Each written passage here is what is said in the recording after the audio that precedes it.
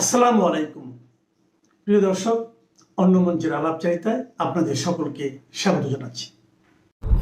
আসসালামু আলাইকুম দর্শক। বিএনপি মহাসচিব মির্জা ফখরুল ইসলাম আলমগীরের একটা বক্তব্য, খুব সংক্ষিপ্ত একটা বক্তব্য নিয়ে, আওয়ামী লীগ সংক্রান্ত একটা বক্তব্য নিয়ে এনসিপির ঘরে রীতিমতো আগুন জ্বালার উপক্রম। মানে এনসিপির মাথায় বাজ পড়লো নাকি এনসিপির শরীরে নতুন করে কাঁপন ধরলো? কারণ এর মধ্যেই তো কাঁপন ধরেছে। এর মধ্যে গত কিছুদিন ধরে আওয়ামী লীগ ফিরতে পারে, শেখ হাসিনা আসতে পারে, শেখ হাসিনা আসতে চান, আইনিভাবে বাংলাদেশে ফেস করবেন, এইসব নানান ব্যাপার সেপারে বাংলাদেশে এই এই পোর্শনটা, মানে এই যে তথাকথিত জুলাই যোদ্ধা, মানে তথাকথিত জুলাই যোদ্ধা বলছি তাদেরকে যারা জুলাই আগস্ট আন্দোলনের পরে পড়ার টেবিলে ফিরে না গিয়ে ধান্দার টেবিল খুলে বসেছিল একাধিক।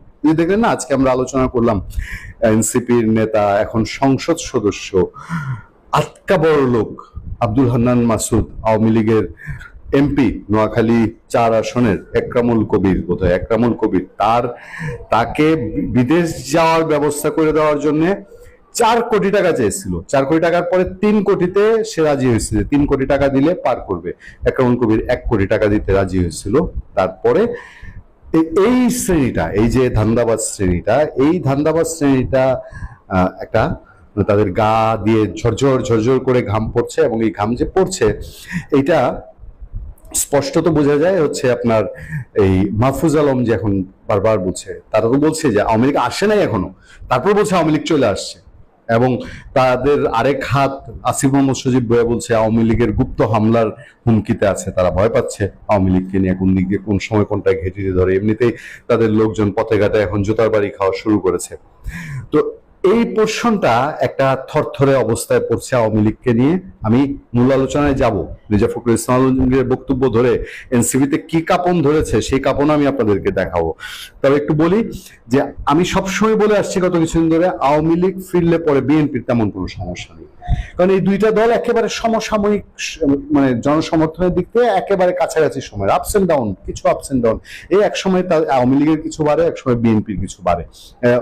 একদম খুব সোজা সাপটা যদি আমরা উচ্চারণ করি, এখন 5 আগস্টের আগে পর্যন্ত বিএনপির যে আকাশসম জনপ্রিয়তা ছিল, 5 আগস্টের পরে ইলেকশন পর্যন্ত সেটা কমেছে। তারপরে তার ব্যাপক সংখ্যাগরিষ্ঠতা পেয়েছে আওয়ামী লীগ না থাকার কারণে। এরপর সরকার গঠন করলে পরে স্বাভাবিকভাবে বাংলাদেশের মানুষ এন্টি ক্ষমতাশালী দল, যারা মানে ক্ষমতার বিপরীতে বিরোধী দলের পক্ষে থাকে, আর সে বিরোধী দল অর্থাৎ রাজপথের বিরোধী দল আওয়ামী লীগ, সংসদের বিরোধী দলকে কেউ আর এই বাংলাদেশে গত 10-15-20 বছর ধরে গুরুত্ব দেয় না। আওয়ামী লীগ আমলে জাতীয় পার্টিকে দিত না, এখন বিএনপি আমলে জামাতকে কেউ দেয় না। বিরোধী পার্টি মানে হচ্ছে আওয়ামী লীগ। তো সেই আওয়ামী লীগ আসলে পরে বিএনপির সমস্যা নাই, জামাতেরও এখন আর খুব বেশি সমস্যা নাই, কারণ জামাত টুপ করে গুপ্ত হয়ে যাবে। সমস্যা মনে করি বা মনে করে যারা, তারা হইলো এই যে তথাকথিত জুলাই যোদ্ধা, জুলাই বোদ্ধারা, আসিফ নজরুল গং, ডক্টর ইউনুস গং, এরা মনে করে যে তাদের জন্য সমস্যা। আমি কিন্তু সবসময় বলে আসছি যে আওয়ামী লীগের লোকজন মনে করে এক ঘর মে দো পীর নেহি রয়েগা, মানে হয় তথাকথিত জুলাই যোদ্ধারা থাকবে, আর নাহলে আওয়ামী লীগ থাকবে। এক পক্ষ আর এক পক্ষকে জানের জম হিসাবে চিহ্নিত করছে। সেই সময়ে এসে আমি মির্জা ফখরুল আলোচনার আগে আরেকটা খবর দিয়ে নিই। এই খবরটার সাথে মির্জা ফখরুল ইসলাম আলমগীরের বক্তব্যের একটা যোগসূত্র আপনারা খুঁজে পেতে পারেন। সেটা হচ্ছে নারায়ণগঞ্জের সিটি কর্পোরেশনের সাবেক মেয়র সেলিনা হায়াৎ আইভি, তিনি এর মধ্যে মুক্তি পেয়েছেন। আমি রাত 10:30 নাগাদ, 3 জুন রাত 10:30 নাগাদ আপনাদের সামনে যখন কথা বলছি, রাত 11টা নাগাদ, তারও ঘন্টাখানেক আগে তিনি কাশিমপুর কারাগার থেকে মুক্তি পেয়েছেন, এবং এই মুক্তিটি নিশ্চিত করেছেন কাশিমপুর কারাগারের মহিলা কারাগারের জেল সুপার শিউলি বেগম সম্ভবত, আর হচ্ছেন সেনায়েত আইভির আইনজীবী আওলাদ হোসেন, তারা এটা নিশ্চিত করেছেন। আপনারা জানেন যে সেনায়েত আইভির প্রথমে 5টা মামলা ছিল, 5টায় তিনি একে একে হাইকোর্ট থেকে জামিন পান, কিন্তু ওই যে সরকারি সিদ্ধান্ত অনুযায়ী তাকে সোনারেজ দেখানো হয়, তারপরে আরো 5টা মামলা হয়। ওই 5টা মামলাতেও তিনি জামিন পেয়েছেন। খেয়াল করে দেখবেন এবার যে তিনি জামিন পেয়েছেন, বাংলাদেশের আইন কি? বাংলাদেশের আইন প্রাগৈতিহাসিক ধারায় চলে। সরকার যেভাবে চায় সেভাবেই। সরকার যদি চায় যে একটা মানুষকে অনাদিকাল জেলে রাখবে, তাহলে জেলে রাখতে পারে। যেমন এখনো ধরেন আওয়ামী লীগের আমির হোসেন আমু, বা ওয়ার্কার্স পার্টির রাশেদ খান মেনন, অথবা জাসদের হাসানুল্লাহ কিনু, অথবা ধরেন আপনার তৌফিক এলাহি চৌধুরী, অথবা ধরেন সাবেক প্রধান বিচারপতি খায়রুল সাহেব, তারা জেলে আছেন, তাই তো? তো 80 ঊর্ধ্ব বয়স প্রত্যেকের। তো সরকারের মিনিমাম কোনো একটা আগ্রহ বা ইচ্ছা আছে বলেই সেলিনা হায়াৎ আইভী মুক্তি পেয়েছেন। সরকারের যদি একেবারে এরকম কোন স্ট্যান্ড থাকতো যে না, তাকে মুক্তি দিবই না, সরকার এটা পারতো, আবার শুনে অ্যারেস্ট করতে পারতো, আবার জেলে রাখতে পারতো, যদি উচ্চ আদালতের কিছু নির্দেশনা এখানে অন্যরকম আছে।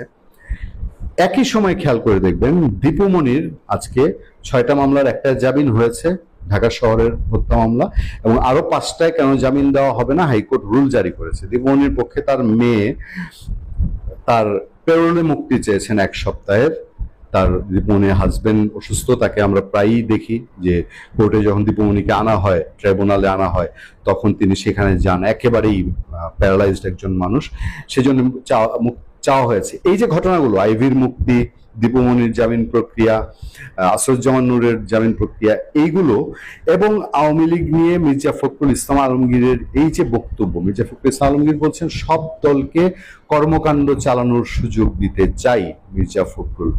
আরো যদি একটু বিশদ আপনারা জানতে চান, আমি একটু বিশদ আপনাদেরকে জানিয়ে নিই। খবরটা খুবই সেন্সিটিভ, কারণ এই খবরের কারণে কিভাবে এই এনসিপি নেতাদের কলিজা ধরেছে সেই খবরটা তো আপনাদের জানতে হবে। সব দলকে রাজনীতির সুযোগ দিতে হবে, জনগণই যোগ্য নেতৃত্ব বেছে নেবে মির্জা ফখরুল। তিনি বলছেন, বিএনপি মহাসচিব ও স্থানীয় সরকার মন্ত্রী মির্জা ফখরুল ইসলাম আলমগীর বলেছেন, দেশের সুন্দর, সুষ্ঠু, সহনশীল ও উদারপন্থী রাজনৈতিক পরিবেশ গড়ে তুলতে হবে। সব রাজনৈতিক দলকে তাদের কর্মকাণ্ড পরিচালনা ও জনগণের সামনে বক্তব্য দেওয়ার সুযোগ নিশ্চিত করতে হবে। খেয়াল করবেন, সব রাজনৈতিক দলকে তাদের কর্মকাণ্ড পরিচালনা ও জনগণের সামনে বক্তব্য দেওয়ার সুযোগ নিশ্চিত করতে হবে। জনগণই তার মধ্যে থেকে যোগ্য নেতৃত্ব বেছে নেবে। আজ বুধবার বিকেলে ঠাকুরগাঁওয়ের সদর উপজেলার কুমারপুর উচ্চ বিদ্যালয় মাঠে আয়োজিত নাগরিক গণসংবর্ধনা অনুষ্ঠানে প্রধান অতিথির মন্তব্যে এসব কথা বলেন তিনি। মির্জা ফখরুল বলেন, আপনাদের দোয়া, ভালোবাসা ও সমর্থনের কারণে আমি বিপুল ভোটে বিজয়ী হয়েছি। দলমত নির্বিশেষে এলাকার সব মানুষের প্রতি আমি কৃতজ্ঞ। এই অঞ্চলের ঐতিহ্যবাহী এলাকা, অধিকার রক্ষা, গঠনতন্ত্র প্রতিষ্ঠা এবং কৃষক ছাত্র আন্দোলনের গৌরবময় ইতিহাস রয়েছে এখানে। আমরা 1971 সালের বীরদের কখনো ভুলব না। তিনি বলেন, ফ্যাসিস্ট সরকারের সময় বিএনপির নেতাকর্মীরা নানা নির্যাতনের শিকার হয়েছেন। মির্জা ফখরুল আরো একটা কথা বলছেন যে তারা মনে করেন যে জোর জবরদস্তি করে সরকারের টিকে থাকা যায় না। অনেকেই স্বাভাবিকভাবে ঘুমাতে পারেনি, সেই নিপীড়নের কথা তিনি বলছেন, এবং এটাও বলেছেন যে বিএনপি নেতা কর্মীদের দায়িত্ব অনেক বেড়ে গেছে, জনগণ তাদের উপর বিশ্বাস রেখেছে, জনগণের প্রত্যাশা পূরণে সবাইকে আন্তরিকভাবে কাজ করতে হবে। এই যে মির্জা ফখরুলের বক্তব্য, ঘটনাটা ঘটেছে এর পরিপ্রেক্ষিতে। ওই এনসিপির লোক, এনসিপির অন্যতম একজন, এই জুলাই পরবর্তী মব সাম্রাজ্যের অন্যতম এক অধিপতি সার্জিস আলম, সে তাৎক্ষণিক একটা পোস্ট দিয়েছে। পোস্ট আপনারা দেখেন। আজকে বিএনপি মহাসচিব বলেছেন, সব দলকে কর্মকাণ্ড চালানোর সুযোগ দিতে চাই। আমরা স্পষ্ট জানতে চাই তাদের সব দলের মধ্যে আওয়ামী লীগ আছে কিনা। তাদের সব দলের মধ্যে যদি আওয়ামী লীগ থাকে, সার্জিস আলমরা এখন কি করবেন? সার্জিস আলমরা কি এখন আবার আয় রাজুতে আয় বলে ডাক দিবেন, আর লক্ষ লক্ষ মানুষ রাজুতে গিয়ে দাঁড়িয়ে যাবে যে আওয়ামী লীগকে রাজনীতি করার সুযোগ দেওয়া যাবে না? সেই বাস্তবতা কি বলে এখন? সার্জিস আলমদের যে কর্ম, অপকর্ম, কুকর্ম, সেসবের কারণে কি সেই বাস্তবতা বাংলাদেশে এখন আছে, নাকি তাদের সেই প্রিয় ডক্টর ইউনূস আছে যে 20-30 জন মিলিয়ে নাম দিবে এটা ছাত্র জনতা, তারপরে শাহবাগে গিয়ে দাঁড়াবে, তাদেরকে এখন ঠান্ডা পানি খাওয়াবে, তারেক রহমান সাহেব, ইউনূস সাহেবের মতো তাদের উপরে ঠান্ডা পানি দিয়ে গরমের তাপ মেটাবে, তারপরে হচ্ছে মিনারেল ওয়াটারের বোতল সাপ্লাই দিবে, বিরিয়ানি খাওয়াবে, বিরিয়ানি খাওয়ায় বলবে যে আওয়ামী লীগকে আসতে দেওয়া যাবে না, তোমরা স্লোগান দাও, আমরা মেনে নেব। পরিস্থিতি এখন সেটা আছে। যাক, মির্জা ফখরুল ইসলাম আলমগীর স্পষ্টত আওয়ামী লীগের নাম নেননি, কিন্তু বাংলাদেশের সব দলের সুযোগ দিতে চাই বলতে সুযোগ নাই কোন দলের? সুযোগ নাই শুধুমাত্র আওয়ামী লীগের। তাহলে সব দলের বলতে কি বুঝে নিব আমরা? তারপরও নিশ্চয়ই মির্জা ফখরুল ইসলাম আলমগীরের বক্তব্যের স্পষ্টতার জন্য আমরা অপেক্ষায় থাকবো। ভালো থাকবেন। মমতা ব্যানার্জি সেই কাজটা করলেন। তিনি নিজের নাক কেটে অন্যের যাত্রা ভঙ্গ করতে চাচ্ছেন। তিনি ক্ষমতা হারানোর পর উন্মাদ হয়ে গেছেন, কি যে বলতেছেন আর কি যে বলতেছেন না, ধুলায় অন্ধকার। আমরা দেখেছি তিনি যে মানসিকভাবে অসুস্থ, আমি বুঝে উঠতে পারিনি এরকম একটা মানসিক বিকারগ্রস্ত এবং চরম ক্ষমতা লোভী একজন নারীকে কিভাবে এতদিন 15 বছর মুখ্যমন্ত্রী হিসেবে পশ্চিমবঙ্গের জনগণ তাকে রেখেছিল। আমি অবাক হয়ে যাই। আমার মনে হয় তারা প্রতারিত হয়েছেন। তারা বোধহয় বুঝতে পারেন নাই সরকারি দল বিরোধী দল থাকবেই, সেটা কেন্দ্রে হোক আর রাজ্যে হোক, কিন্তু ক্ষমতার প্রতি এতই মহতার, এতই লোভ, এতই উগ্রতা যে তিনি ফেল করার পর বলেছিলেন আমি পদত্যাগ করব না। এটা তো গণতান্ত্রিক ভাষা হয় না। এই কথার মাধ্যমে প্রমাণ হয়ে গেছে। আমি কিন্তু অন্তত আমি মমতা ব্যানার্জির সমালোচক জানে তার রাজনীতির, কিন্তু তিনি গণতান্ত্রিক দেশের একজন নেত্রী, সেই হিসেবে তার প্রতি আমার যথেষ্ট শ্রদ্ধা ছিল। যখন তিনি বলেছেন আমি পদত্যাগ করব না, তখন আমার তার ব্যাপারে মূল্যায়ন ভিন্ন। কারণ হচ্ছে আমার অতীতের মূল্যায়ন ভিন্ন। আমার কিন্তু ধারণা ছিল, আপনার চ্যানেলেও বলেছি, এই জন্য অনেকে আমাকে পরে চ্যালেঞ্জ করেছে, অন্য চ্যানেলেও বলেছি, আমার চ্যানেলেও বলেছি যে মমতা ব্যানার্জি ক্ষমতায় আসবে। এটা আমার ধারণা ছিল, বলেছি এটা আমি। এমনকি ক্ষমতায় আসার ২ দিন আগেও, বিজেপি ক্ষমতায় আসার ২ দিন আগেও আমি এই কথা বলেছি যে না, মমতা ব্যানার্জি দিন শেষে ক্ষমতায় আসবে। কিন্তু সেই নেত্রী যখন বলে যে তিনি পদত্যাগ করবেন না, এটা তো গণতান্ত্রিক ভাষা হইতে পারে না। তার যদি মনে হয় যে তার সাথে নির্বাচন কমিশন ভুল কিছু করেছে, সুপ্রিম কোর্টে যেত। আর ভারতের নির্বাচন কমিশন যে স্বাধীন সেটা আমরা জানি। বিজেপি শুধু যদি ইভিএম বাটপারি করে ইলেকশনে জিততো, তাহলে তাহলে কেরালায় কেন পারলো না? তাহলে দক্ষিণের এই তামিলনাড়ুতে কেন পারলো না? তাহলে তো সব জায়গায় পারার কথা।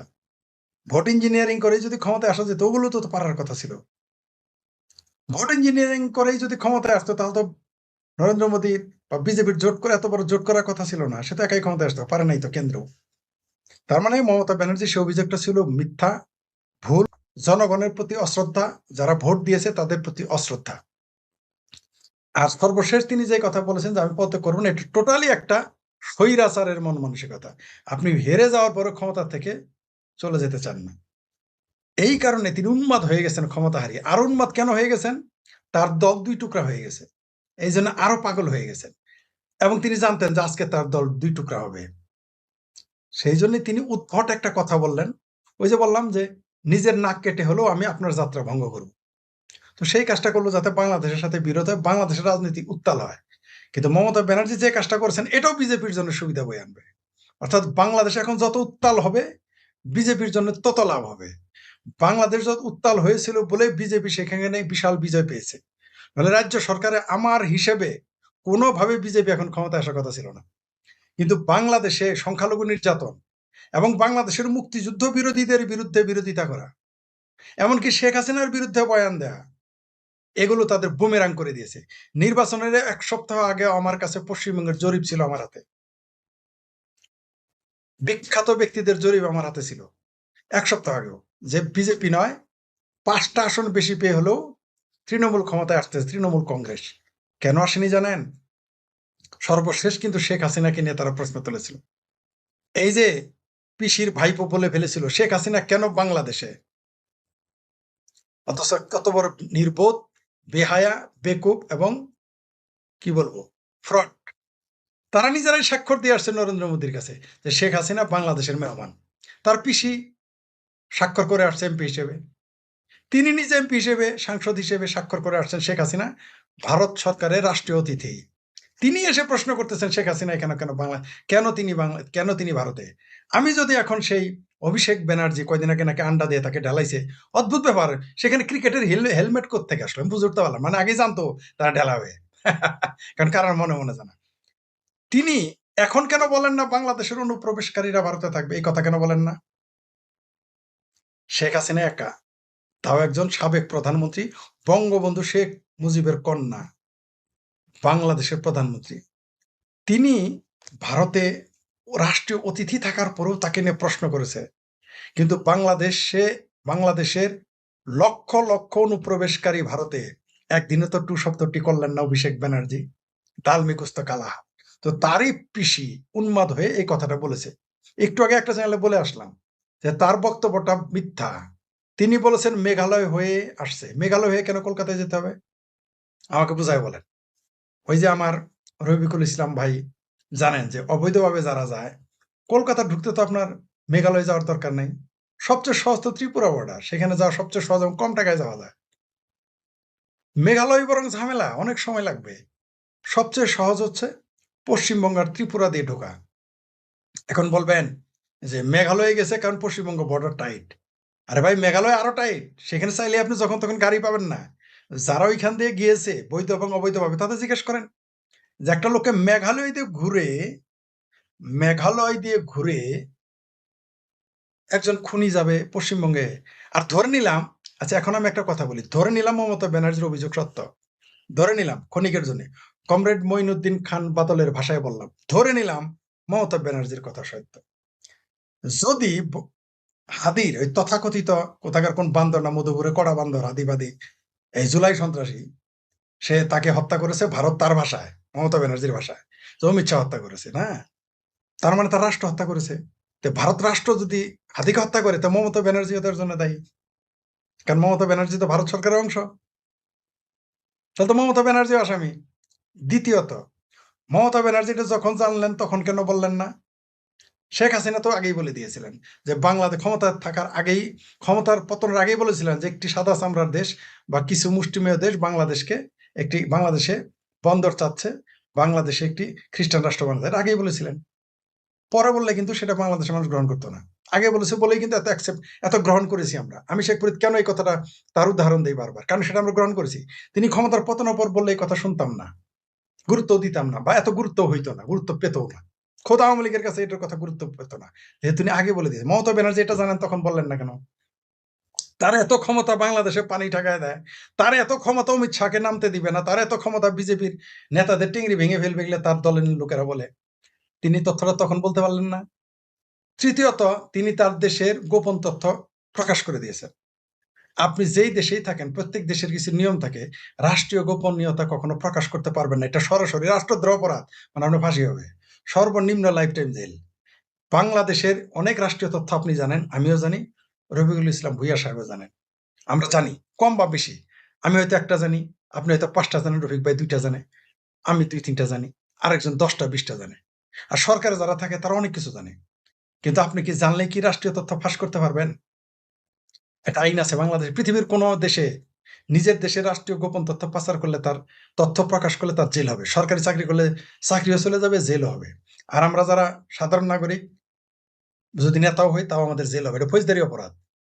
তৃতীয়ত তৃতীয়ত তিনি এটা টোটালি বাটপারি করেছেন, বিভ্রান্ত করেছেন পরিস্থিতি জটিল করার জন্য। কিন্তু এটাও দেখবেন বিজেপি সরকার, শুভেন্দু সরকার এবং কেন্দ্রে বিজেপি সরকারের ফায়দা বয়ে আনবে, নরেন্দ্র মোদীর সরকারের ফায়দা বয়ে আনবে, অমিত শাহর ফায়দা বয়ে আনবে এই এই মমতা ব্যানার্জির কথা। কারণ যখন আমাদের বাংলাদেশে একটা প্রবাদ আছে, যখন যে নিচে পড়তে থাকে সে কিন্তু পড়তেই থাকে, আর যখন সে উপরে উঠতে থাকে সে কিন্তু উঠতেই থাকে। এই মুহূর্তে বিজেপির উত্থান। এখন মমতা ব্যানার্জি ভালো করুক মন্দ করুক, সবসময় তার পতন ঘটবেই। তিনি এই কথা বলার মাধ্যমে বিজেপি সরকারের ক্ষমতায় আসার বৈধতা দিয়ে দিয়েছেন। তিনি হিন্দুদের ঐক্যবদ্ধ করবেন, তার কারণে হিন্দুরা ঐক্যবদ্ধ হবে। তিনি যে রাষ্ট্রীয় তথ্য প্রকাশ করে দিলেন, এটা ভারতের জনগণ ভালো চোখে দেখবে না। দেখবেন আমি বাংলাদেশ সরকারের অনেক তথ্য জানি, যেটা আমার দেশের রাষ্ট্রীয় নিরাপত্তা নষ্ট। আমি তো বলি না, বলবো না, আমি কিন্তু এই সরকারের বহু সমালোচক। কিন্তু তাই বলে কি আমার দেশের ধ্বংস চাবো আমি? আমার দেশের ক্ষতি চাইবো আমি? আমার কাছে কিছু তথ্য কোনো এক দেশের লোকজন আমার কাছে চেয়েছিল, আমি ভদ্রভাবে ইগনোর করে গেছি। কেন? কারণ ওটা আমার দেশের প্রশ্ন। ক্ষমতায় যেই থাকুক, এই সরকার আজকে আসছে কালকে থাকবে না। ইউনূস 18 মাস অত্যাচারের রাজত্ব চালিয়ে চলে গেছে, এরাও না হয় 18 মাস থাকবে, অথবা এরা 3 বছরই থাকবে, আরে ধরে নিলাম 5 বছরই থাকবে, এর চেয়ে বেশি তো আর থাকতে পারবো না। বিএনপি যতই চাপা মারুক, যত কিছুই করুক, 5 বছরের উপরে তো থাকতে পারবে না, এটা একটা পাগলও জানে। কিন্তু আমার হিসাবে 3 বছর। কিন্তু এখন দেখতেছি বিএনপির অবস্থা আরো খারাপ। ক্ষমতা পতন করুক, কিন্তু আমার দেশটা থাকবে। তা আমি তো আমার দেশের তথ্য জানলেই তো আমি বলবো না। তাহলে আমি দেশের কোনো নেতা না, দেশে কোনো সরকারি চাকরি করি না, দেশের এমন কোনো গুরুত্বপূর্ণ ব্যক্তি নই, তারপর আমি কিছু তথ্য জানি, সেটা যেভাবে হোক আমি জানতে পারি। এটা সব মানুষই জানতে পারে। আমি যাকে জানি তা নিলে তথ্য। কিন্তু তাই বলে কি আমার দেশের এমন তথ্য দিব যেটা আমার দেশের সার্বভৌমত্বের জন্য হুমকি, আমার দেশের রাজনীতির জন্য হুমকি, আমার সংসদের জন্য হুমকি, আমার দেশের জন্য হুমকি, আমার দেশের সুনাম ক্ষুণ্ণ হবে, সেটা আমি বলবো? কখনোই বলবো না, ভুলেও না। এটা কোনো দেশপ্রেমিক বলতে পারে না। মমতা ব্যানার্জি দেশপ্রেমেও ফেল করেছে। তার ক্ষমতার মোহে তিনি উন্মাদ হয়ে গেছেন, তাই এগুলো বলতেছেন। আর তিনি যেটা টোটালি বোগাস, তার কথাটা মিথ্যা। মেঘালয় হয়ে কলকাতায় আসা অনেক কঠিন ব্যাপার, অনেক। যেমন ত্রিপুরা থেকে কলকাতায় যাওয়া যত কঠিন, তার চেয়ে কোনো অংশে কম কঠিন না মেঘালয় হয়ে কলকাতায় আসা। সহজ পথ রেখে আমি কেন ওদিক দিয়ে যাব, বা কেউ যাবে? যারা মার্ডার করতে পারে বাংলাদেশে এইরকম একটা উত্তাল সময়ে, সেই ব্যক্তিরা কি কম চালাক? তারা ওইখানে যাবে তো কত দেশেই তারা যাইতে পারে, তারা ভিসা নিয়েই তো যেতে পারবে, পালায় যাবে কেন? এই দেশে হিন্দুদের গালি দেওয়া, পুলিশকে মেরে ফেলা, পুরে মেরে বলা, দাবি করা লোক ভিসা নিয়ে ইন্ডিয়া যায় নাই। এই যে মেহেদি নাকি কি যেন নাম, সে যায় নাই, ভিসা নিয়েই তো গিয়েছে। তো ভিসা নিয়ে যারা যেতে পারবে তারা এত দূর দিয়ে ঘুরে যাবে কেন? এটা মমতা ব্যানার্জি একটা, মানে ওই যে বললাম, নিজের নাক কেটে পরের যাত্রা, অর্থাৎ শুভেন্দু অধিকারীর যাত্রা ভঙ্গ করতে চায়। বরং এটা বলে শুভেন্দুর হাতকে রেখে, বিজেপির হাতকে, তৃণমূল কংগ্রেস নিজের ধ্বংস নিজে ডেকে আনছে, বিজেপির হাতকে শক্তিশালী করেছে। আপনি দেখেছেন যে আজকেই অলরেডি তৃণমূল কংগ্রেস 2 ভাগ হয়ে গেছে, এবং এই যে 2 ভাগ হইল, আর কোনোদিন জোড়া লাগবে না। আর কোনোদিন তৃণমূল কোনোদিনই পশ্চিমবঙ্গে ক্ষমতায় আর আসবে না। প্রশ্নই আসে না, দলটা আস্তে আস্তে ভ্যানিশ হয়ে যায়। কারণ মানে না কি, বিনাশকালে বুদ্ধি নাশ হয়। মমতা ব্যানার্জির বিনাশকালে বুদ্ধি নাশ হয়েছে বলে এই কথা বলছে। আর এটা একটা পুরোটাই মিথ্যে কথা, পুরোটাই মিথ্যা কথা। আর আপনিও নিজেও দেখালেন যে হাদির ভাই দাবি করেছে জামাতের পিএস নাকি এপিএস এর সাথে জড়িত। আর বাংলাদেশের অনেকেই জানে যে এটা জামাতের একটা স্যাবোটাজ, জামাতের একটা বদমাইশি। এই যে কি ওমর শরীফ হাদি, শহীদ ওসমানের হাদির বড় ভাই বলেছে, সে কথাটা আমরা বলি নাই। জামাত আমিরের পিএস এর নাম আসছে, যেখানে যার গরু সে কয় পাঞ্জা, পড়শিরা কয় বছর বিয়ে। বদমাইশি করার আর জায়গা মানে, এগুলো মানুষ বুঝে না। না, বরং বিজেপিকে আরো 1 কদম না 10 কদম এগিয়ে দিল মমতা ব্যানার্জির এই কথা। আপনি ঠিকই বলেছেন, তোফায়েল আহমেদ হচ্ছে বাংলাদেশের রাজনীতির তিনি কিংবদন্তি। ছাত্রনেতা হিসেবেও কিংবদন্তি, রাজনীতিবিদ হিসেবেও তিনি কিংবদন্তি। 9 বারের এমপি, মন্ত্রী এবং সরকারের উপদেষ্টা তিনি ছিলেন। এই ব্যক্তিটি শুধু যে এমপি হিসেবে বরেণ্য তা নয়, মন্ত্রী হিসেবে বরেণ্য তা নয়, তার ছাত্র রাজনীতির যে জীবন সেটা বর্ণাঢ্য, তার নিজের রাজনৈতিক জীবন বর্ণাঢ্য। বঙ্গবন্ধুর নাম নিলে তোফায়েল আহমেদের নাম আপনাকে নিতে হবে। তিনি ইতিহাসের অংশ হয়ে গেছেন। আপনি তাকে পছন্দ করেন বা না করেন সেটা একান্তই ব্যক্তিগত ব্যাপার। আপনি যদি নিরপেক্ষ ইতিহাস লেখেন, সেখানেও তোফায়েল আহমেদকে অস্বীকার করতে পারবেন না। ওই যতই শিবিরের এক ছাত্র সংঘ, তখন ছাত্র সংঘের এক নেতাকে হত্যা করার দায় তার কাঁধে চাপিয়ে দেওয়া হয়, এটা বলে তোফায়েল আহমেদের ইতিহাসকে খাটো করা যাবে না। আর শিবিরেরা কত বড় বদমাইশ এখন শোনেন। তারাই না বলে, আমরা তো 71-এর ইসলামী ছাত্র সংঘ না, আমরা হইলাম 77-এ জন্ম নেওয়া শিবির। আমরা কি স্বাধীনতা বিরোধী? বলে না এগুলো বদমাইশগুলো? আবার তারাই দেখি 69-এর মালেককে শহীদ বলে, তার জন্য গীত গায়।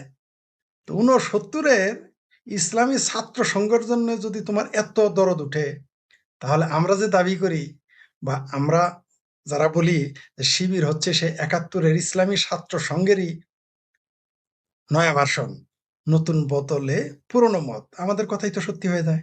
নাহলে হঠাৎ করে তাদের মালেকের নামে এত দরদ উঠলো কেন? ওরা তো ইসলামী ছাত্র সংঘ, তারা 71-এর বিরোধী ছিল। হঠাৎ করে এখন মানে জাতে মাতাল তালে ঠিক শিবির আমরা জানি। যাই হোক, তার জানাজাকে ঘিরে বিতর্ক এবং বিরোধিতা করার মধ্য দিয়ে বিএনপির নেতারা কিন্তু তাদের যে জানাজা হবে সেটাকেই তারা অনিরাপদ করে তুলল। এটা আপনি লিখে রাখতে পারেন।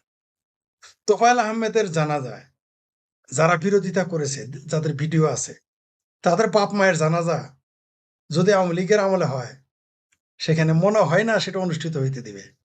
কারণ ওই ভিডিওগুলো তারা সংগ্রহে রেখেছে, ওই ছবিগুলো তারা সংগ্রহে রেখেছে। বাংলাদেশ আওয়ামী লীগ ক্ষমতায় আসবে এমন নয় যে আর কোনোদিনই আসবে না। তারা তো মনে করতেছে বাংলাদেশ আওয়ামী লীগ আর কোনোদিনই ফিরবে না। এই আশায়, এই বোধে আমার ভাবির পোলারা, বিএনপিরা সহ এরা যা ইচ্ছা তাই ধরাকে সরা জ্ঞান করতেছে। কিন্তু আমরা জানি আমাদের বয়স খুব বেশি না, কিন্তু যতটুকু বয়স ততটুকুর মধ্যেই কত নেতা পাতি নেতাকে, কত অজগর সাপকে ধরা সাপ হইতে দেখলাম, কত ধরা সাপ, কত লাইডুগা সাপ তারপরে দুধরাজ সাপকে অজগর সাপ হইতে দেখলাম, এই বয়সে কম দেখি নাই। সকালে যারা দেখলাম, বাবারে বাবা, যার কথায় থানা উঠে বসে, যার কথায় ডিজি অফিস উঠে বসে, পরের দিন সকালে দেখি তার হাড়ি কিন্তু খুঁজে পাওয়া যায় না। এটা কম দেখলাম না, দেখে আসতেছি। কত মন্ত্রীর কত ভাব দেখলাম, পরে দেখি তার দিকে ফিরে তাকানোর লোক থাকে না। সব সরকারের আমলেই দেখেছি, কোনোটাই বাদ হয় নাই, মাশাল্লাহ। তো এইবারও যারা মনে করতেছে যে আওয়ামী লীগের নেতাদের জানাজা হইতে দিবে না, রাগটা কেন? অনেকেই রাগ করেছে, আমিও ক্ষুব্ধ, কিন্তু আমি রাগ করি নাই। কেন জানেন? কারণ এরা তো তোফায়েল আহমেদের বিরোধিতা করবে, যারা এই দেশের মুক্তিযুদ্ধ চায় নাই, যারা বঙ্গবন্ধুকে পছন্দ করে না, তারা কেন তোফায়েল আহমেদকে পছন্দ করবে? কারণ বঙ্গবন্ধু শেখ মুজিবুর রহমানকে বঙ্গবন্ধু উপাধিটা কে দিয়েছে? ছাত্র জনতার পক্ষ থেকে, শ্রমিকের পক্ষ থেকে, কৃষকের পক্ষ থেকে, জনসাধারণের পক্ষ থেকে, বাংলাদেশের মানুষের পক্ষ থেকে এই তোফায়েল আহমেদই বঙ্গবন্ধু উপাধি শেখ মুজিবুর রহমানকে দিয়েছিলেন। তো তারা তো তোফায়েল আহমেদকে পছন্দ করতে পারবে না। যারা বঙ্গবন্ধুকে ভালোবাসে না, পছন্দ করে না, বঙ্গবন্ধুর নাম শুনলে যাদের শরীরে আগুন ধরে, তারা তো তোফায়েল আহমেদকে অপছন্দ করবেই। যারা শেখ হাসিনাকে সবসময় মেরে ফেলতে চায়, হত্যা করতে চায়, তারা তো তোফায়েল আহমেদকে অপছন্দ করবেই। কারণ তোফায়েল আহমেদ, মুক্তিযুদ্ধ এগুলো আলাদা বিষয় না। যারা ৭২-এর সংবিধান বিরোধী, তারা তো তোফায়েল আহমেদকে অপছন্দ করবেই। তবে এই যে জানাজা না দেওয়ার সংস্কৃতি, জানাজায় বাধা দেওয়ার সংস্কৃতি, তারপর কবর থেকে লাশ পুড়ে ফেলার সংস্কৃতি, এগুলো তারা যে শুরু করলো, আওয়ামী লীগের জন্য সুবিধা করে দিল। কারণ আওয়ামী লীগ গোলাম আজমের জানাজায় স্বাধীনতা বিরোধী রাজাকার আল বদর আল শামসুল শিরোমণি নরপিচাস, নরপশু গোলাম আজমের জানাজাতে আওয়ামী লীগ বাধা দেয় নাই। দেইলা রাজাকার সাইদের জানাজাতে আওয়ামী লীগ বাধা দেয় নাই। মত্যা রাজাকার নিজামীর জন্য নিজামীর জানাজা বাধা দেয় নাই। কসাই কসাই কাদের মোল্লা জামাতের নেতা, তার জানাজায় বাধা দেয় নাই বাংলাদেশ আওয়ামী লীগ। কেন দেয় নাই? যেটা ধর্মীয় বিষয়। এখন আওয়ামী লীগ বুঝতে পারছে যে ধর্মের নামে ওই দাড়ি টুপি আলা দেখে যতই ছাড় দেয়, তারা আওয়ামী লীগ শত্রুকে চিনতে ভুল করতে পারে, আওয়ামী লীগ শত্রুকে ছাড় দিতে পারে। যারা আওয়ামী লীগের শত্রু, যারা বঙ্গবন্ধুর শত্রু, যারা ৭২-এর সংবিধানের শত্রু, যারা বাংলাদেশের পতাকার শত্রু, যারা বাংলাদেশের মানচিত্রের শত্রু, যারা ৫৬,০০০ বর্গ মাইলে বাংলাদেশের বিরুদ্ধে যারা এর শত্রু, তারা কিন্তু ভুল করে না। তোফায়েল আহমেদের জানাজায় বাধা দেওয়া তার একটা প্রমাণ। ৩২ নম্বর ধানমন্ডি ৩২ ভেঙে ফেলা তার একটা প্রমাণ। অর্থাৎ মুক্তিযুদ্ধ বিরোধীরা, ৭২ সংবিধান বিরোধীরা, আওয়ামী লীগ বিরোধীরা, বঙ্গবন্ধু বিরোধীরা, শেখ হাসিনা বিরোধীরা, আওয়ামী লীগ, ছাত্রলীগ, যুবলীগ বিরোধীরা, তারা কিন্তু তাদের শত্রুকে চিনে রাখছে। কিন্তু আওয়ামী লীগ বা তার অঙ্গ সংগঠন শত্রুকে চিনতে পারে নাই, বা ছাড় দিয়েছে, চিনলেও ছাড় দিয়েছে ধর্মীয় কারণ। কিন্তু তার বিরোধীরা, মানে আওয়ামী লীগ বিরোধীরা, এত ছাড় দিবে না, সেটা ধর্মীয় কারণে হোক আর রাজনৈতিক কারণে হোক। আপনারা জানেন মৌলবীরা পোস্ট দিয়েছে, জামাতিরা পোস্ট দিয়েছে, লামা জাহাবিরা, আহলে খবিসেরা পোস্ট দিয়েছে যে এই তোফায়েল আহমেদের লাশ যেন কবরের উপরে তুলে ধরা হয়, যাতে শিয়াল কুকুরে খায়। পোস্ট দিয়েছে স্যার, এবং বড় বড় মৌলানা ওয়াজ করে বেড়ায়, তারাও এগুলো পোস্ট দিয়েছে। বাংলাদেশ আওয়ামী লীগের একটা লোককে পোস্ট দিয়েছিল যে সাইদের লাশ, নিজামীর লাশ, মত্যা রাজাকার নিজামী, দেইলা রাজাকার সাইদি, কসাই কাদের মোল্লা এবং রাজাকার কোল শিরোমণি গো আজম, তাদের লাশ উপরে তুলে রাখো, কুত্তা বিড়ালে খাক। কেউ বলেছিল কি একজন আওয়ামী লীগ পারবেন, একজন ছাত্রলীগ পাবেন? পাবেন না। একজন যুবলীগ পাবেন? এগুলো বলে নেই। কিন্তু বাংলাদেশ আওয়ামী লীগ বিরোধীরা, মুক্তিযুদ্ধ বিরোধীরা, বঙ্গবন্ধু বিরোধীরা, সংবিধান বিরোধীরা, বাংলাদেশের মানচিত্র বিরোধীরা, তারা কিন্তু মুক্তিযুদ্ধের পক্ষের মানুষকে নিয়ে এগুলো বলেছে। তারা কিন্তু কমরেড মঈনুদ্দিন খান বাদলের কবরে আগুন লাগিয়েছিল। কেন? কমরেড মঈনুদ্দিন খান বাদল কি জামাতের নেতাদের জমি দখল করছিল? নিশ্চয়ই না। তাহলে তার কবরের উপর এত রাগ কেন? কারণ তিনি মুক্তিযুদ্ধের প্রশ্নে আপোষ করেন নাই, জামাতের চরিত্রকে তুলে ধরতেন। তারা কিন্তু কবরে আগুন লেগেছিল। কিন্তু আওয়ামী লীগের আমলে সাইদি, নিজামী, কাদের মোল্লা, গো আজমের কবরে লেখা ছিল শহীদ। বাংলাদেশ ছাত্রলীগ গিয়ে ওটা কিন্তু সরাই আমি পোস্ট লিখতাম, যেগুলো উঠায় না কেন শহীদ শব্দটা, তারা কিন্তু শহীদ শব্দটি গিয়ে তুলে নাই। তারা বলতো সেই দিন শহীদ দিবস, শহীদ কাদের মোল্লা লিখতো পত্রিকায়। কিন্তু আওয়ামী লীগের লোকজন সেখানে গালি দিত না, ছাত্রলীগ গালি দিত না। পেজগুলো আমি দেখেছি, সেগুলো রেকর্ড আছে, আপনি খুঁজে দেখেন যেভাবে গালি দিচ্ছে জামাতিরা, হেফাজতিরা আওয়ামী লীগ এবং বঙ্গবন্ধুকে। তারা 100 ভাগের 1 ভাগ কাউকে গালি কিন্তু দেয় নাই। আওয়ামী লীগের একজন লোক কি পোস্ট দিয়েছে বা এখনো কি পোস্ট দেয়? আমি বলি কেবল, আমি বলেছি, আমি শেখ ফরিদ অনেকগুলো কথাই প্রথমে বলেছি। প্রথমে খোদ আওয়ামী লীগ, ছাত্রলীগ, যুবলীগ বা সাধারণ মুসলমান আমার বিরোধিতা করে, পরে দেখি তারা ওগুলো বলে। আমি বলেছিলাম যে এই জামাতের নেতাদের কবরে একদিন পাবলিক কুত্তা দিয়ে পেশাব করাবে। আমি বলেছিলাম, এতে অনেকেই মনক্ষুণ্ণ হয়েছেন, খোদ আওয়ামী লীগের লোক। এখন আপনাদের কিন্তু জানাজা দিতে দিচ্ছে না এই জামাত, এই বিএনপি। তাহলে আমি কি খুব বেশি ভুল বলেছি? যেই দেশে তোফায়েল আহমেদের মতো কিংবদন্তি ছাত্রনেতা, কিংবদন্তি রাজনীতিবিদ, তাকে কেন্দ্রীয় শহীদ মিনারে জানাজা করতে দেওয়া হয় না, সেখানে কোথাকার কোন কারিনা তার জানাজার হয়, এখানে কোথাকার কোন কারিনা শোক করে 8 দিন যার নাম বাংলাদেশ জানে। আর বাংলাদেশের সৃষ্টিতে যারা জড়িত ছিল, যারা না হলে বাংলাদেশ সৃষ্টি হইত না, সেই তোফায়েল আহমেদের জানাজা কেন্দ্রীয় শহীদ মিনারে হয় নাই। তো আগামীতে যদি এদের বাপের জানাজা ছাত্রলীগ বন্ধ করে দেয়, এরা কি বলবে? আগামীতে যদি আওয়ামী লীগ এদের বাপ চাচাদের জানাজার ওখানে গিয়ে মিছিল করতে দেয়, জানাজা দিবে না, তখন এরা কি বলবে? তখন বলবে ইসলাম খত্রেমে।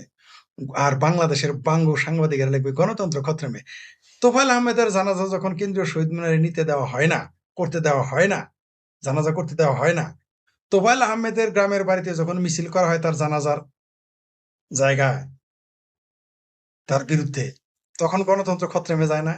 এই সাংবাদিকেরাই কিন্তু এরপরে যখন জামাতি নেতার জানাজায় বাধা দিবে, ধরে নেন মির্জা ফখরুল সাহেবের জানাজায় বিরোধিতা করলো, কারণ তার তো বয়স হচ্ছে, মারা যাইতেই পারে ন্যাচারালি। মনে করেন ঠাকুরগাঁওয়ে সেখানে গিয়ে ছাত্রলীগ, যুবলীগ মিছিল করলো, তখন বলবে গণতন্ত্র খত্রেমে। এই আজকে যারা নীরব, মুখ বন্ধ করে আছে, আপনি বামপন্থীদেরও এখন দেখবেন নীরব, টু শব্দটি নেই, তখন দেখবেন এই বামপন্থীরাও চেঁচাবে, এই বামপন্থী বাংলাদেশের চেঁচাবে, হায় হায় হায়, মির্জা ফখরুলের, রিজভী সাহেবের জানাজা করতে দিচ্ছে না, গণতন্ত্র খত্রেমে। আর জামাত, হেফাজত, তারপর আর যত চামড়া নাই পীর, সরসিনার কি পীর ঠির যারা আছে, এরা বলবে ইসলামও গণতন্ত্র খত্রেমে। কিন্তু এখন কিন্তু তারা নীরব। অর্থাৎ এই যে দেখেন 14 সাল বা 15 সাল, 2014 বা 15, এই কথাটা আমি রিপিট করতাম। আওয়ামী লীগ ক্ষমতায় থাকতে রংপুরে আওয়ামী লীগের লোকদের নিয়ে তওবা করিয়েছিল, বল তোরা ইহুদির দল, বল তোরা হিন্দুর দল, বল তোরা কাফেরের দল, আর কোনোদিন আওয়ামী লীগ করবি না। সেটার কিন্তু ফলাফল আমরা জানি না, তাদের বিরুদ্ধে বিচার হয়েছে কিনা, তাদের আদালতে রায় হয়েছে, মামলা হয়েছিল। খোদ রংপুরের ডিসিকে হাইকোর্ট সমন জারি করেছিল এই বিষয়ে তথ্য দিতে। আমরা সেই মামলার রেজাল্ট খুঁজে পাই নাই। তখন এগুলো নিয়ে কথা বলেছে, কেউ গুরুত্বই দেয় নাই। এই যে মৌলবাদ, জঙ্গিবাদ, স্বাধীনতা বিরোধীদের বিরুদ্ধে উত্থান, আওয়ামী লীগ ক্ষমতায় থাকতে মসজিদে নিয়ে তাদের তওবা করে, তাহলে আওয়ামী লীগ সম্পর্কে তাদের মাইন্ড সেট আপ কি? আজকে জানাজা করতে দেয় না বিএনপি সহ, এই বিএনপি, জামাত, তোফায়েল আহমেদের বা আওয়ামী লীগের নেতাদের জানাজা করতে দেয় না। সেটা শহীদ মিনারে হোক আর তার বাড়ির আঙ্গিনাতেই হোক, জানাজা করতে দিতে চায় না। এখন কিন্তু সব বাঙ্গু রানীরাও, মৌলবী রানীরাও এখন ইসলাম খত্রামে পড়ে না, বরং মৌলবীদের দেখলাম জানাজায় গেছে বলে পেটাইছে, আমরা দেখেছি, ঘুষাইছে। এই কাজটা যখন জামাতের বেলায় ঘটবে, এই কাজটা যখন বিএনপির বেলায় ঘটবে, তখন দেখবেন কত মানবাধিকার কর্মী, কত গণতন্ত্রের পাহারাদার, ঠিকাদার, কত ইসলামের ঠিকাদার চলে আসবে ইসলাম খত্রমে, গণতন্ত্র খত্রমে। তবে এরা, এই বিএনপি এবং জামাত যে কাজটা করতেছে, এর ফলাফল তাদের ভোগ করতে হবে, ঠেকা রাখতে পারবে না, এবং এর প্রতিক্রিয়া কয়েক গুণ বেশি হবে। হতে পারে তোফায়েল আহমেদের জানাজা না হওয়ার কারণে মির্জা ফখরুল সাহেবের জানাজা বাংলাদেশে হবে না, অস্ট্রেলিয়া তার জামাই বাড়ি পাঠাই দিতে হতে পারে। বিহারি জামাই নাকি একটা অস্ট্রেলিয়া নাকি সে নিতে থাকে। রিজভী সাহেবের জানাজা এই বাংলাদেশে হবে না, হবে না। এই মাননীয় স্পিকার, যিনি বীর বিক্রম মুক্তিযোদ্ধা, আবার রাজাকার আল বদর আল শামস, যাদের বিরুদ্ধে তিনি যুদ্ধ করেছেন তাদের শোক দিবস, শোক প্রস্তাব তিনি সংসদে পাশ করেছেন। তার জানাজাও একদিন বাংলাদেশে হবে না, বাংলাদেশের জনগণ হতে দিবে না। যেই দেশে তোফায়েল আহমেদের জানাজা হবে না স্বাধীন বাংলাদেশে, সেই দেশে যদি মুক্তিযুদ্ধের পক্ষের মানুষ সুযোগ পায় ক্ষমতা এবং দেশ শাসনের, তারাও অনেকের জানাজায় বাধা দিবে সেই দিন, কেউ ঠেকাইতে পারবে না। কিন্তু তখন আমরা গণতন্ত্র প্রেমী, ইসলাম খত্রেমে ইসলাম প্রেমীদের আমরা দেখতে পারবো। তখন দেখবেন প্রত্যেক মসজিদের মেম্বরে টেনের সমালোচনা, হায় আস্তাক ফেরুল্লাহ মির্জা ফখরুল সাহেবের জানাজা করতে দিল না, এই দেখো আওয়ামী লীগ হিন্দুর দল।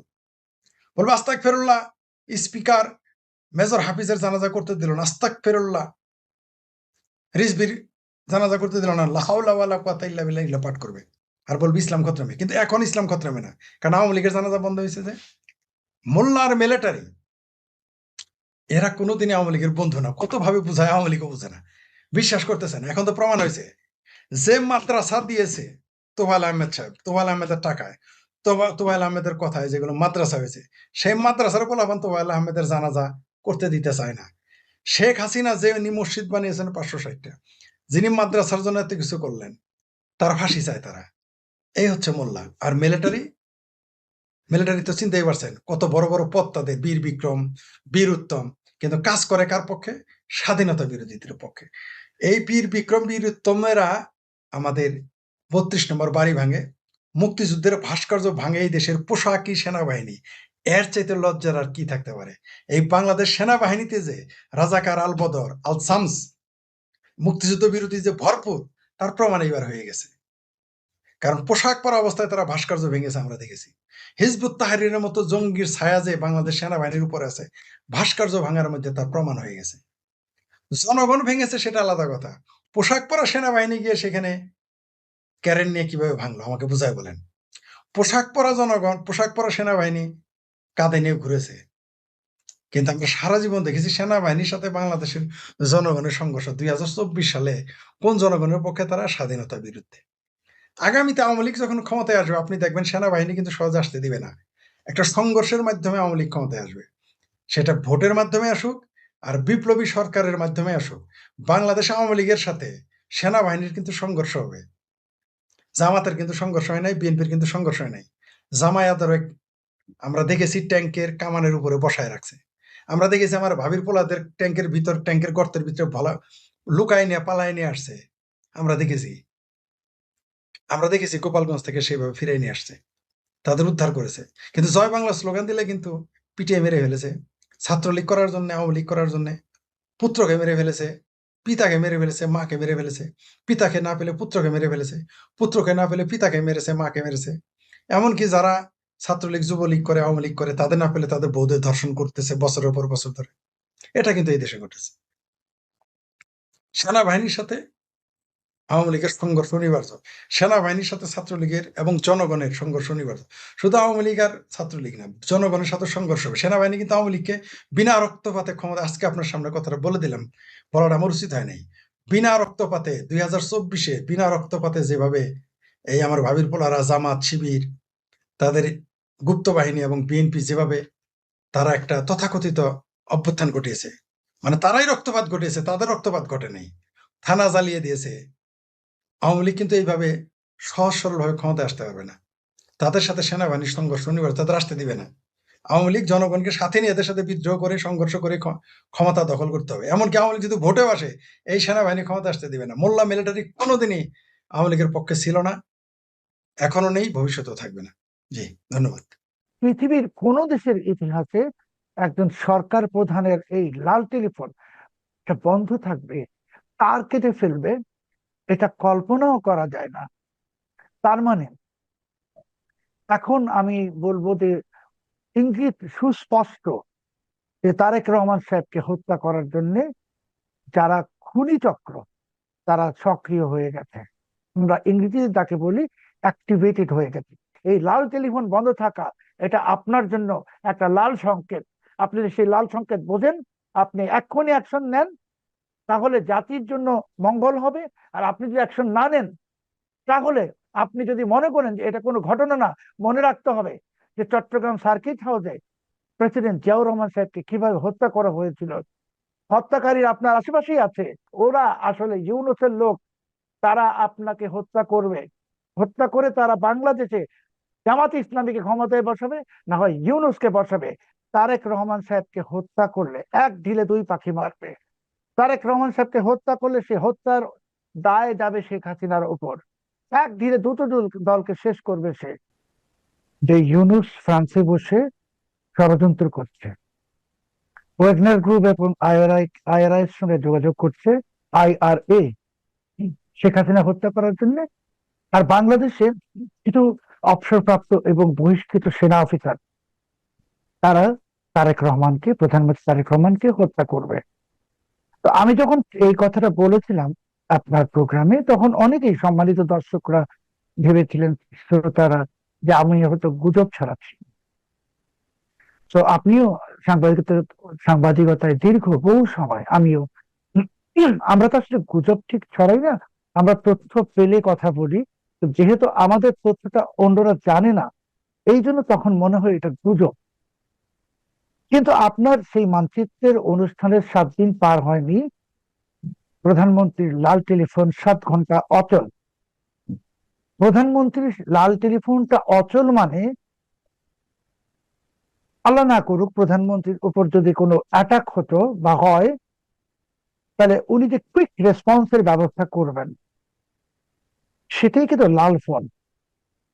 যে কুইক রেসপন্স উনি চাইলে, সেখানে SSF আছে, ওনার নিজস্ব CSF আছে, এরা তাৎক্ষণিক ব্যবস্থা নিবে। কারণ কেউ তার অস্ত্র হাতে নিয়ে প্রধানমন্ত্রীর অফিস কক্ষে বসে থাকে না, ওরা বাইরে থাকে। তো এই যে কুইক রেসপন্স টিমটাকে নিষ্ক্রিয় করে দেওয়ার জন্য লাল টেলিফোনটা শুধু বন্ধ করে দেওয়া হয়নি, এটার প্রায় 8 মিটার তার কেটে ফেলা হয়েছে। 8 মিটার। বাংলাদেশের ইতিহাসে, পৃথিবীর কোন দেশের ইতিহাসে একজন সরকার প্রধানের এই লাল টেলিফোন বন্ধ থাকবে, তার কেটে ফেলবে, এটা কল্পনাও করা যায় না। তার মানে এখন আমি বলবো যে ইঙ্গিত সুস্পষ্ট যে তারেক রহমান সাহেবকে হত্যা করার জন্য যারা খুনি চক্র, তারা সক্রিয় হয়ে গেছে, আমরা ইংরেজিতে যাকে বলি অ্যাক্টিভেটেড হয়ে গেছে। এখন সেটা প্রধানমন্ত্রী কতটা অনুধাবন করছেন বা করতে পারছেন, সেটা তো আমি জানবো না, আপনিও জানেন না। বা প্রধানমন্ত্রীর তো এই সিকিউরিটি অ্যাফেয়ার্স দেখার মতো নিশ্চয়ই লোকজন আছে, উনার অ্যাডভাইজার আছে, আমি জানি সেটা প্রতিরক্ষা উপদেষ্টা। কিন্তু প্রধানমন্ত্রীর ব্যক্তিগত নিরাপত্তা দেখার জন্য যে দায়িত্বপ্রাপ্ত যারা আছেন, তারা যদি বিষয়টাকে সিরিয়াসলি নিতেন, তাহলে তো প্রধানমন্ত্রী পুরো অফিস তাৎক্ষণিক ইভাকুয়েশন হয়ে যাওয়া উচিত ছিল। মানে মার্কিন প্রেসিডেন্ট ডোনাল্ড ট্রাম্পের অফিসে এরকম একটা ঘটনা ঘটে, ডোনাল্ড ট্রাম্পকে ওই পাতাল ট্রেনে চড়ে অন্য জায়গায় নিয়ে যাবে, নিয়ে এয়ারফোর্স ওয়ানে আকাশে উড়িয়ে সেটা চেক করা হবে পুরো অফিসটা, যে আর কি কি ঘটনা হয়েছে। তো 7 ঘন্টা যদি একটা রেড টেলিফোন বন্ধ থাকে, সেখানে টাইম বোমাও রাখা যাবে, সমস্যা তো নাই। তাহলে প্রধানমন্ত্রীর এই অফিসে কি সিসি ক্যামেরা নাই? এই সিসি ক্যামেরাতে দেখা যাবে তারা এই টেলিফোনের লাইন কাটছে। তারপরেও আমার প্রশ্ন হচ্ছে, প্রধানমন্ত্রীকে জি শেষ করুন, শেষ করুন, আমি প্রশ্ন করছি। তারপরেও প্রধানমন্ত্রীকে তারপরেও প্রধানমন্ত্রীকে অফিস করতে দেওয়া হচ্ছে কেন? এটা তো হাই সিকিউরিটি রিস্ক। প্রধানমন্ত্রীকে তো তাৎক্ষণিক ওই অফিস থেকে সরিয়ে ফেলে সেখানে পুরো সুইপিং করা উচিত, সেখানে সবকিছু চেক করা উচিত পুঙ্খানুপুঙ্খ। এবং আপনি আপনার একটা ফেসবুক স্ট্যাটাসে একটা দাবি তুলেছেন, সেটা আমরা পুলিশকেও রিপোর্ট করেছি, যে গণভবনকে এই জাদুঘর ষড়যন্ত্রের কবল থেকে রক্ষা করা হোক। আপনি যে বলেছেন, কেন বলেছেন যে আজকে যদি প্রধানমন্ত্রীর গণভবনটা থাকতো, তাহলে গণভবনে তো একটা অফিসও আছে, যে ওই অফিসে এই ঝামেলা হলে উনি গণভবনে অফিস করতেন, ওনার গুলশানের বাসায় বসে তার অফিস করতে পারবেন না। এই যে প্রধানমন্ত্রীকে গণভবনটা বন্ধ করে দেওয়া হলো দুর্বৃত্ত ইউনূস, এটা কিন্তু একটা ষড়যন্ত্র, সেটা তারেক রহমান সাহেব বুঝতেছেন না, অবশ্যই বুঝেন নাই, বুঝলে তো উনি এটা বন্ধ করে দিতেন। এবং আজকে টেলিফোনে 8 মিটার তার নাই, 7 ঘন্টা টেলিফোন বন্ধ। এই যে জিনিসগুলো, এগুলো কিন্তু কোনো শুভ ইঙ্গিত নয়। এবং আপনাকে আমি বিনয়ের সাথে একটা তথ্য এখানে দিতে চাই। মাননীয় প্রধানমন্ত্রী তারেক রহমান, আপনাকে দৃষ্টি আকর্ষণ করছি যে বেগম খালেদা জিয়াকে আমরা দীর্ঘ বহু বছর ধরে চিনি, আমরা দুজনই চিনি। আমি বেগম জিয়াকে ব্যক্তিগতভাবে চিনি, মানে ওনার কাছে গেছি, উনি নিজের হাতে চা বানিয়ে আমাকে খাইয়েছেন, সেই দিনও ছিল, আমি দেখেছি। তো বেগম জিয়া এত দুর্বল ছিলেন না যে সেনাকুঞ্জের অনুষ্ঠানে যাবেন, সেনাবাহিনীর অনুষ্ঠানে, আর তার 6 ঘন্টা পরেই ওনাকে প্রায় মৃত অবস্থায় হাসপাতালে নিতে হবে। ইউনুসের সঙ্গে ওনার একটা একান্ত বৈঠক হয়েছে। পৃথিবীতে 3-4 ধরনের নার্ভ এজেন্ট আছে। একটার নাম হলো নভিচক। নভিচকে যদি কেউ স্পর্শ করে তাৎক্ষণিক তার মৃত্যু হবে। আরেকটা নার্ভ এজেন্ট আছে, সেই নার্ভ এজেন্টটা যদি স্প্রে করে দেওয়া হয় তাহলে 5-6 ঘন্টা 7 ঘন্টা পরে সেই ব্যক্তি মারা যাবে। আজকে আপনি তদন্ত করুন। আমি তো বলছি বেগম খালেদা জিয়াকে ইউনূস হত্যা করেছে। কেন হত্যা করেছে? সে চেয়েছিল যে বেগম খালেদা জিয়া মারা যাবেন, তারেক রহমান সেই জানাজায় আসতে পারবেন না, বাংলাদেশের মানুষ ওনাকে একজন মন্দ ছেলে হিসেবে জানবে, তারপর বিএনপিকে ঠিক আওয়ামী লীগেরই মতো নষ্ট করে দেওয়া হবে। ইউনূস আপনার মাকে হত্যা করেছে, ইউনূস আপনাকে হত্যা করতে চাচ্ছে।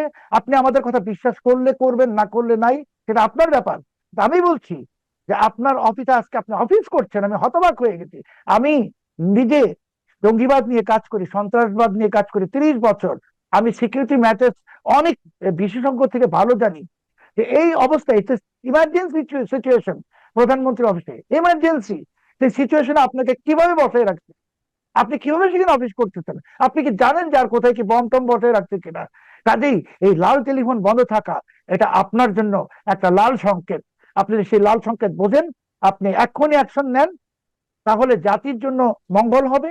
আর আপনি যদি অ্যাকশন না নেন, তাহলে আপনি যদি মনে করেন যে এটা কোনো ঘটনা না, মনে রাখতে হবে যে চট্টগ্রাম সার্কিট হাউসে প্রেসিডেন্ট জিয়াউর রহমান সাহেবকে কিভাবে হত্যা করা হয়েছিল। হত্যাকারী আপনার আশেপাশেই আছে, আপনি সেটা খুঁজুন। আপনি যাদেরকে মনে করতেছেন অবসরপ্রাপ্ত সেনা কর্মকর্তা বহিষ্কৃত, যারা বড় বড় কথা বলতেছে হাসিনার বিরুদ্ধে, ভারতের বিরুদ্ধে, ওরা আসলে ইউনূসের লোক।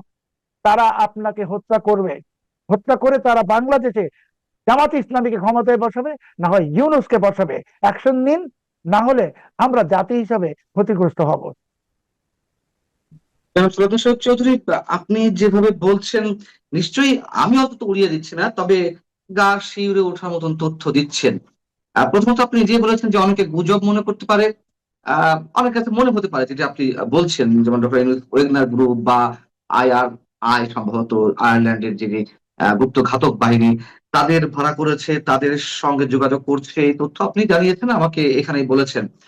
এবং লাল ফোন বন্ধ হয়ে যাওয়া নিয়ে নিশ্চয়ই এটি আনইউজুয়াল আমাদের কাছে। আমি নিজেও মনে করি 7 ঘন্টা ধরে প্রধানমন্ত্রীর এত ইম্পর্টেন্ট একটি বিষয়, মানে একটা ইম্পর্টেন্ট বিষয় আমাদেরকে এভাবে দেখতে হবে যে লাল ফোন 7 ঘন্টা ধরে বিকল হয়ে থাকা। কিন্তু মনে করুন যে আপনাকে অহরত এগুলো হচ্ছে, যে গুজবকারী হিসেবে ট্রিট করে চিহ্নিত করে তার বিরুদ্ধে তার মানে তাকে ফাঁসিয়ে দেওয়া কোনোভাবে।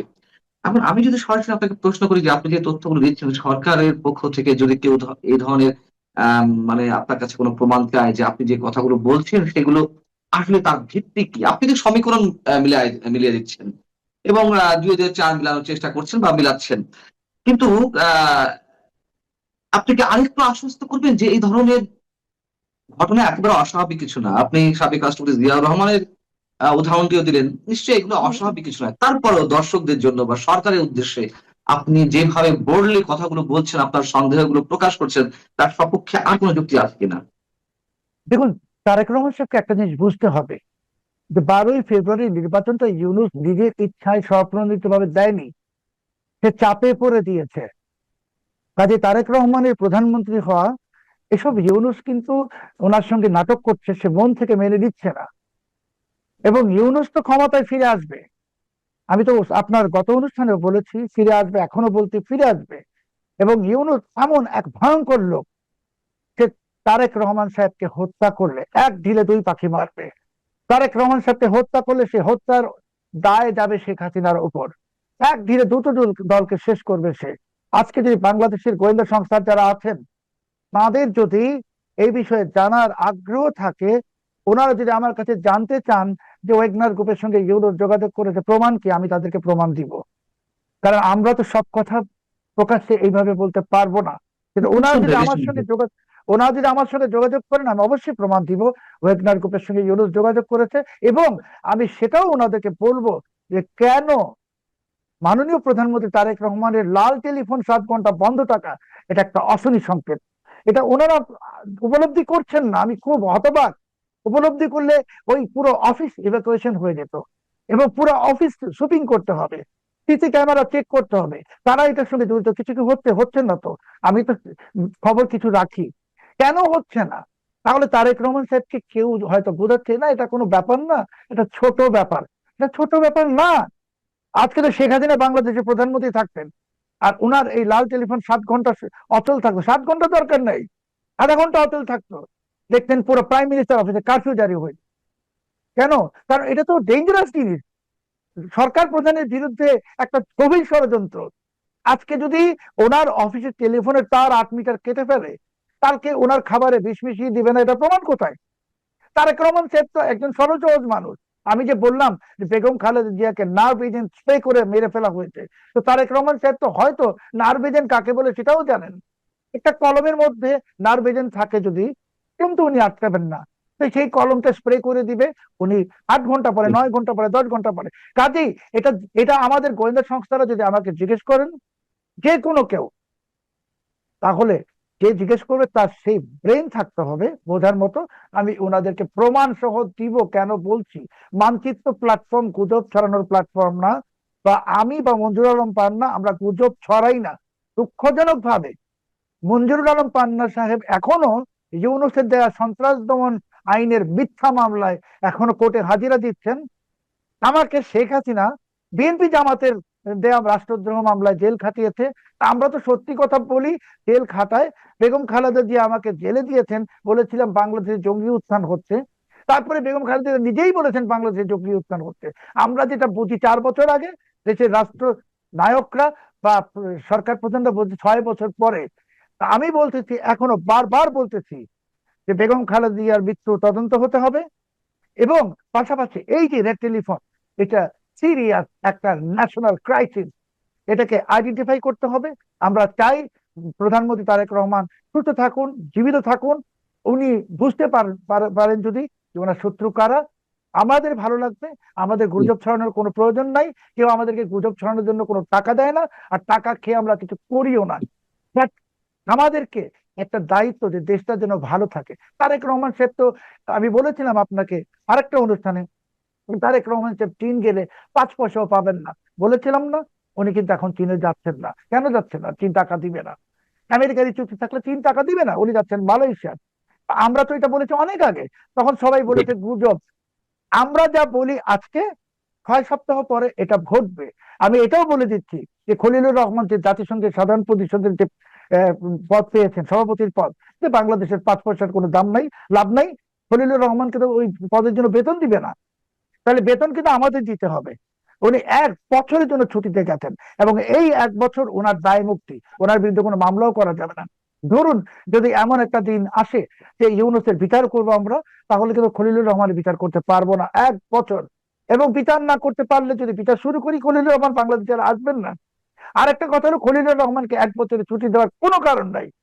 তারেক রহমান সাহেবের উচিত এক্ষুনি একজন যোগ্য লোককে পররাষ্ট্রমন্ত্রী বানানো। এবং খলিলুর রহমান যখন বিজয়ী হলেন,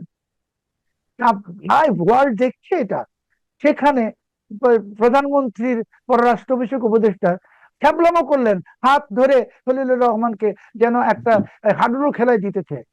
এই যে ছ্যাবলামো, বাংলাদেশের ইমেজ নষ্ট হচ্ছে বারবার, বহুবার, এটা ঠিক না।